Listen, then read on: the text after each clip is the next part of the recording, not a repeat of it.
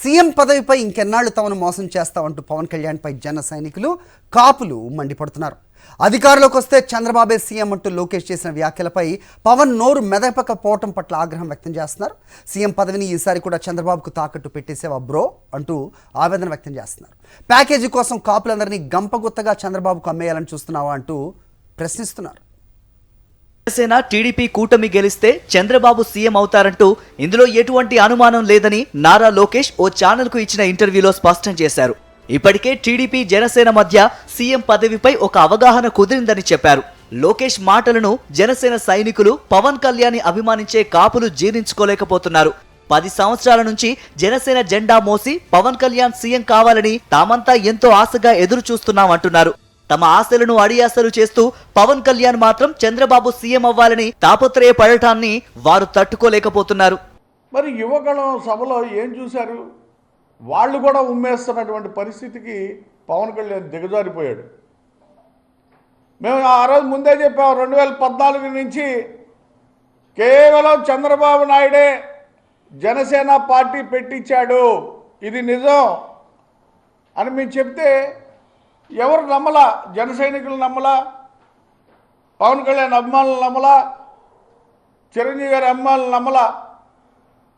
ఈరోజు వాళ్లే బాధపడతా ఉన్నారు. నీ ప్యాకేజీ కోసం ఇంకా ఎంతకాలం కాపులను మోసం చేస్తావంటూ పవన్ ను కాపులు ప్రశ్నిస్తున్నారు. 10 ఏళ్ల క్రితం పార్టీ పెట్టి ఏ ఒక్కరిని కూడా పార్టీలో ఎదగనివ్వకుండా తొక్కిపెట్టింది చంద్రబాబు కోసమేనా అంటూ మండిపడుతున్నారు. లోకేష్ అంత బహిరంగంగా చంద్రబాబు సీఎం అవుతారు, ఆయనే పదవిలో ఉంటారు, 150 స్థానాల్లో తెలుగుదేశం పార్టీకి అభ్యర్థులు రెడీగా ఉన్నారు అన్న వ్యాఖ్యలను ఎందుకు పవన్ కళ్యాణ్ ఖండించలేదంటున్నారు.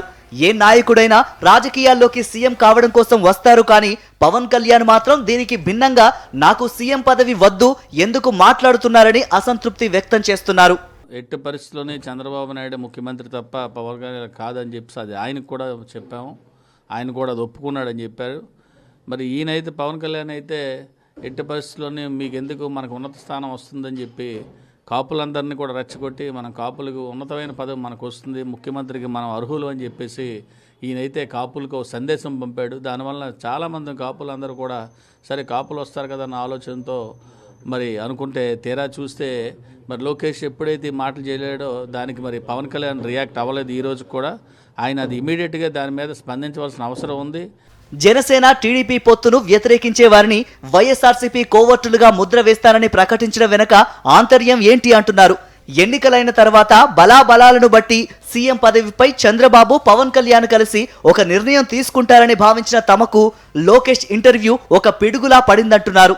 ఇన్నాళ్ళు సమాజ అభివృద్ధి కోసం కృషి చేస్తాను, సమాజంలో మార్పులు తెస్తాను అని చెప్పిన మాటలన్నీ అబద్ధాలేనా అంటూ చర్చించుకుంటున్నారు. దానికి పవన్ కళ్యాణ్ కూడా అంగీకారం తెలిపాడని బహిరంగంగా చెప్పినప్పుడు కూడా ఆయన నుంచి ఎలాంటి స్పందన లేదు. కాబట్టి అలాగే కాపు సంఘం అధ్యక్షుడు హరిరామ జోగి కూడా నిన్న లెటర్ రాశారు ఆయనకి, దానికి కూడా ఎలాంటి స్పందన లేదు. అంటే కాపుల్ని అమర్చి కాపుల తాలూకా ఓట్లు తీసుకొని ఎవరి పళ్ళకం ఆయన మోయడానికి రెడీ అయితే మేము దానికి సిద్ధంగా లేవని చెప్పేసి పవన్ కళ్యాణ్కి మేము తెలియజేస్తున్నాం. 2014లో జనసేన పార్టీ ఆవిర్భావం నుంచి పవన్ రాజకీయాలన్నీ చంద్రబాబు చుట్టే తిరిగేవన్న వాదన పవన్ వ్యవహార శైలితో నిజమైందన్న అభిప్రాయం వ్యక్తమవుతుందంటున్నారు.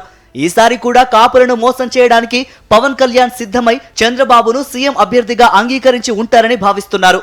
జనసేన టీడీపీ పొత్తుపై మాట్లాడే వారిని వైఎస్ఆర్సీపీ కోవర్టుగా చూస్తానన్న పవన్ ను ప్రశ్నిస్తూ లేఖ రాసిన హరిరామ జోగయ్యను కూడా వైఎస్ఆర్సీపీ కోవర్టు అంటారేమోనని చర్చించుకుంటున్నారు.